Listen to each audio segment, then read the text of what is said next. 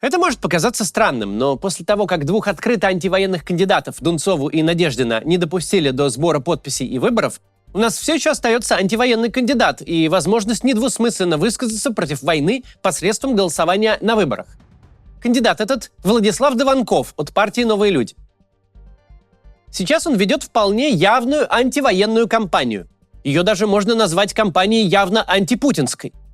Предвыборные тезисы Дованкова, очевидно, противопоставлены всему тому, что пытаются навязать нам как норму: агрессивной и неадекватной внешней политике, репрессивному внутреннему законодательству, этой постоянной и омерзительной игре с нулевой суммой, где либо мы, либо нас. Немало найдется охотников порассуждать о планах Кремля относительно такого кандидата. Но всегда нужно помнить, планы и их реализация – это не одно и то же.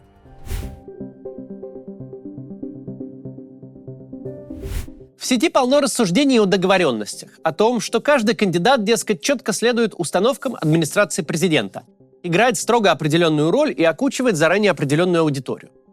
Не смеет выйти за оговоренные рамки, нарушить драматургию кампании и уж тем более заслонить собой главное лицо. Те, кто так рассуждает, очевидно, последние четверть века жили в какой-то другой стране и при другом режиме. Этот вымышленный режим всегда выполнял взятые на себя обязательства, соблюдал правила игры, уважал своих контрагентов и ценил собственное слово. В таком режиме, если кто сядет с Путиным играть в шахматы, у него будут определенные гарантии безопасности. Например, что он не получит доской по голове на третьем ходу. В реальном же мире у договоренностей с Путиным, у публично данных им гарантий, есть физическое выражение – дымящиеся обломки самолета Embraer, на котором летела верхушка Вагнера. В случае с Пригожиным речь шла не о каких-то закулисных переговорах, о результатах которых все только догадывались. В случае с Пригожиным Путин публично давал гарантии безопасности.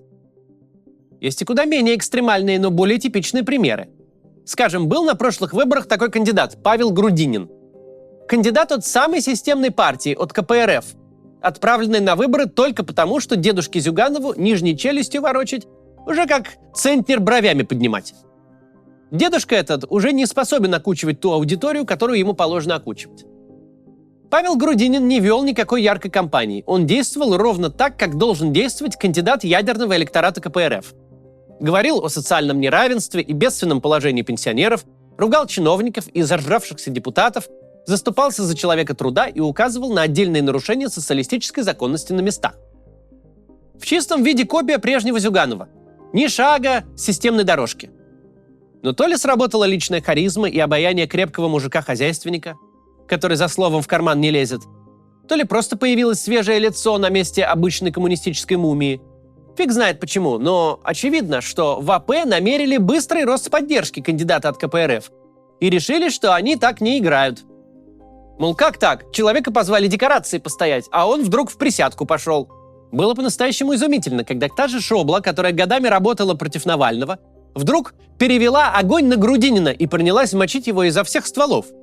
Будто бы не сама АП затащила человека на выборы для развлечения избирателей, а какой-то подлый экстремист пробрался в ЦИК и разбойным образом зарегистрировался. И на этом дело не закончилось. Едва прошли выборы, несчастного Грудинина раздели как липку и обглодали до костей. Забрали у него все, что могли забрать. С тех пор прошло ровно 6 лет, и мы ни разу больше не слышали хоть какого-то публичного слова от кандидата в президенты России, который занял второе место с большим отрывом от третьего.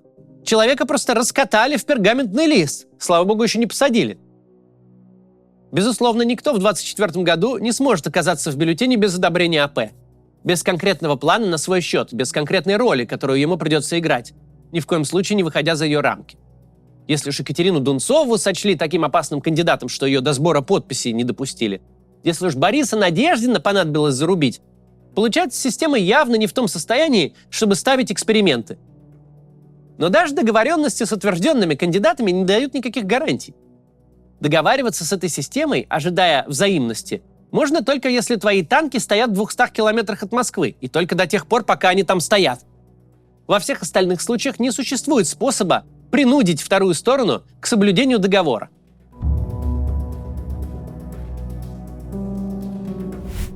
Дованкову отведена та же роль, что и всей партии «Новые люди».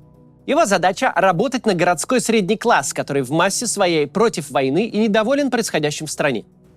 Базово в риторике Дованкова нет ничего удивительного и выходящего за пределы амплуа. Но это совершенно не значит, что завтра в головах тех, кто его в бюллетень засунул, что-то не перемкнет. Нет у него никаких гарантий, что они не решат, будто он слишком далеко зашел и впал в амбицию.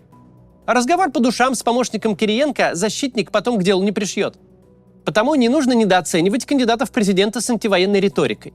Неважно, какая она, пусть трижды аккуратная, это все равно огромный риск.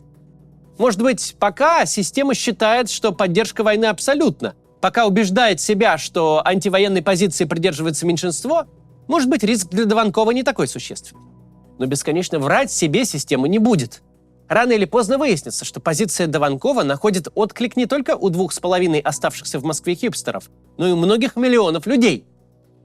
Ни в коем разе политическое реноме Дованкова нельзя назвать безупречным. Он действующий депутат Госдумы, а кремлевские политтехнологи тщательно следят, чтобы ни у одного из 450 обитателей офиса на Охотном ряду не отросла собственная репутация. Чтобы никто из тех, у кого есть какая-то легитимность и формальные полномочия, не мог в один прекрасный день встать и сказать: «А я чё? Я ничего. Я, мол, только законы о помощи больным детям продвигал, а остальное это все они, угнетающая верхушка». Любой человек с репутацией и формальной должностью буквально готовый член переходного правительства на случай переворота. Он может выйти и сказать: «Все должны слушаться меня, потому что меня реально избрали, и свой мандат я использовал во благо». Нет для системы никого опаснее, чем люди, которые почему-то думают, что зависят от избирателей и на них работают.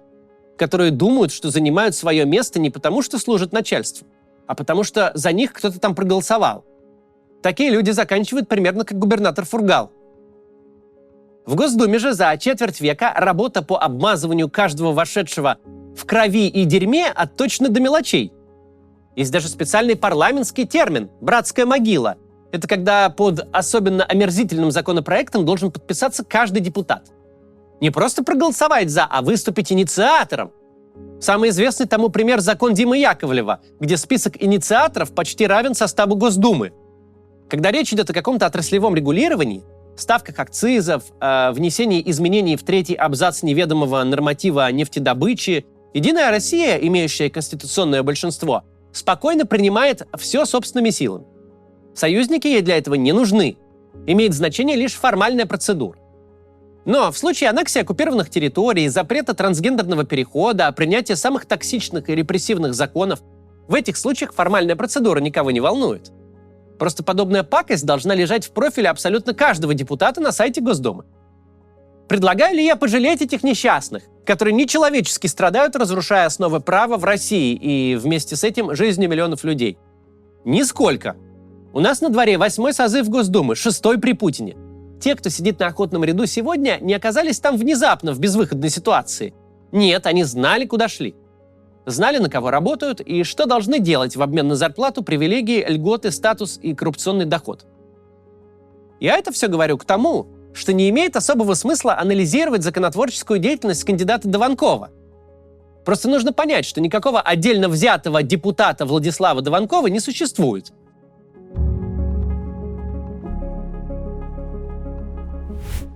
Речь не о том, чтобы избрать приспособленца из Госдумы президентом России. И не о том, что на этих выборах сменится власть. Что есть сейчас, так это просто кандидат с антивоенной программой, явно ее артикулирующий. Просто ФИО в бюллетене, за которым стоит понятная позиция, понятное высказывание. Все, что нам необходимо знать о Дованкове, есть в его предвыборных материалах. Мы голосуем именно за них. За мир, за отмену репрессивных законов, за возвращение страны в норму. Массовое голосование за эти очень простые лозунги станет большим стрессом для системы, которая убедила себя, что всех оппонентов Путина либо посадила, либо выдавила из страны, либо убила. Мы именно этого и добиваемся, чтобы она испытывала стресс. Путин не просто так всякий раз занимается аутотренингом, рассказывая всем, что абсолютное большинство россиян поддерживает и войну, и его лично, что уже одно и то же. Хотя, казалось бы, зачем об этом говорить, если абсолютное большинство и так поддерживает? Кому направлено это сообщение? Абсолютному меньшинству? Понятно, что адресовано оно в первую очередь элитам. Это они, в силу своего положения, вечно рыскают глазами в ожидании того момента, когда предать означает предвидеть. Именно они должны понимать, ситуация у Путина под контролем, не существует никаких брожений, которые можно было бы оседлать и скинуть старика с кресла. Репрессии в отношении селебрити несут ровно ту же нагрузку. Раньше от них требовалось лишь открыто не выступать против. Теперь же они непременно должны зиговать с двух рук. Любой человек, которому в голову полезли вредные мысли, особенно если у него есть в руках ресурс, финансовый, силовой или властный, такой человек должен кожей ощущать всю степень своей маргинальности, что его никто не поддержит, что любой заговор изначально обречен. Я не стану вам говорить, что официально опубликованный результат будет иметь какое-то отношение к реальности. Было сделано все возможное, чтобы эти выборы провести на виртуальных голосах виртуальных избирателей. Начиная с ДЭГ и заканчивая оккупированными территориями, куда вписали несколько миллионов несуществующих людей. Но большой ошибкой будет думать, что реальные бумажные бюллетени настоящих людей, проголосовавших за антивоенного кандидата, нельзя будет посчитать. Не везде это будет возможно. Но в крупных городах, где есть независимые члены комиссии, а главное, нет привычки к тотальным фальсификациям, мы узнаем о реальном содержании вскрытых урн. Понятно, что в Чечне Путин получит 99,9%. Понятно, что город Херсон, по-прежнему существующий как российский в российских базах данных, всем своим вымышленным российским населением проголосует за Путина.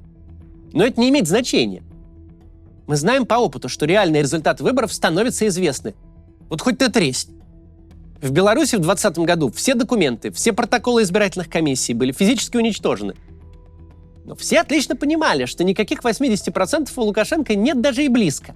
Все понимали, что победила Тихановская. Мы пока не в той ситуации, чтобы рассчитывать на результат Тихановской. К сожалению, не в той. Но мы можем попробовать обеспечить такой рейтинг антивоенному кандидату, которого по случайности совершенно зовут Владислав Дованков, что всем станет совершенно ясно, ни о каком консенсусе речи вообще не идет. Система в этом вопросе в нас верит. Если бы она думала, что мы так не сможем, что мы какое-то абсолютное меньшинство, то не отсекала бы всех потенциальных кандидатов на дальних подступах. Не побоялась бы, что журналистка из Ржева вдруг соберет 30 тысяч подписей. Или что скучный либерал, который 30 лет в политике, вдруг создаст проблемы при голосовании. И не просто так Сергей Миронов уже требует снять Дованкова с выборов со словами «Дованков хочет быть миротворцем, хочет вернуть матерям сыновей, детям отцов, женам мужей». Он один противостоит тупоголовым ястребам, неким политикам из прошлого. Это не то, что сейчас нужно стране. И получает, кстати, ответ от Дованкова, что беда российской политики в желании вечно держать нос по ветру. Система понимает, что лишь изображает консенсус, что в реальном мире его нет. Понимает, что в любой момент правда может выйти наружу, и тогда есть шанс, что режим как минимум пошатнется. Главное, на чем мы сейчас можем проколоться, это начать разбор персонального дела комсомольца Дованкова. Эту дискуссию нам обязательно будут навязывать, будут укорять.